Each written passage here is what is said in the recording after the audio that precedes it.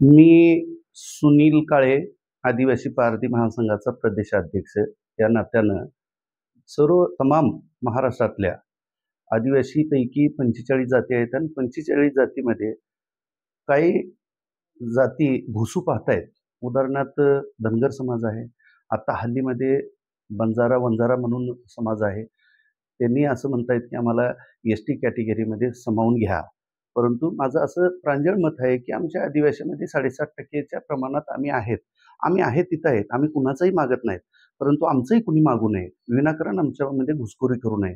आणि ही घुसखोरी करण्यासाठी मला असं हल्लीमध्ये जाणवलं की आमच्या धाराशिव जिल्ह्यामधील काही खासदारांनी, काही आमदारांनी सुद्धा ह्याच्यामध्ये उडी घेऊन आम्हाला म्हणजे शह देण्यासाठीच की काय, म्हणजे एवढा मोठा पारधी समाज महाराष्ट्रामध्ये आहे. गेल्या कालच्या 19 तारखेला आम्ही राज्यभर निवेदनं दिली, आमच्यामध्ये घुसखोरी कुणी करू नये म्हणून. आणि इथं म्हणजे उदाहरणार्थ खासदार साहेब आहेत किंवा आमदार साहेब आहेत.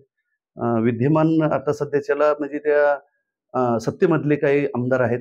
त्यांनी प्रत्यक्षात म्हणजे स्वतः असं पत्र देऊन म्हणजे आम्हाला खच्चीकरण करण्यासाठी, पारधी समाज एवढा मोठा रस्त्यावर उभा असताना जर का तुम्ही पत्र देत असेल, म्हणजे पारधी समाजाला तुम्ही झिरोमध्ये गिनताय की काय? तसं पाहिलं तर ही हैदराबाद गॅझेट वगैरे असं जे बोंबललं जातं, जे म्हणलं जातं, मला माहीत आहे, तुम्हालाही माहीत आहे. 26 जानेवारी 1950 ला ही संविधान म्हणून ज्यावेळेस मोठ्या-मोठ्या वरिष्ठ अधिकाऱ्यांच्या माध्यमातून समित्या स्थापन झाल्या आणि 26 जानेवारी 1950 ला त्या संविधानाचं हे केलं. आता 75 वर्षे झाली त्याला. तसं पाहिलं तर लोकूर एक समिती 1965 ला स्थापन झाली. काही राहिलेले असतील जाती तर ते समाविष्ट करण्यासाठी. ते पण 1965 ला झालं. म्हणजे ते 15 आणि 25 40 वर्ष झाले. 40 वर्षे सगळी झोपलेली होती का? बरं ती झोपेतून उठली. आम्हाला माहीत नाही कुणाला काय व्हायला लागलेत. परंतु आमच्यामध्ये कुणाला समावेश करण्यासाठी या खासदार आमदारांनी असं अशोभनीय कार्य करू नये आणि ते पत्र त्यांनी देऊ नये.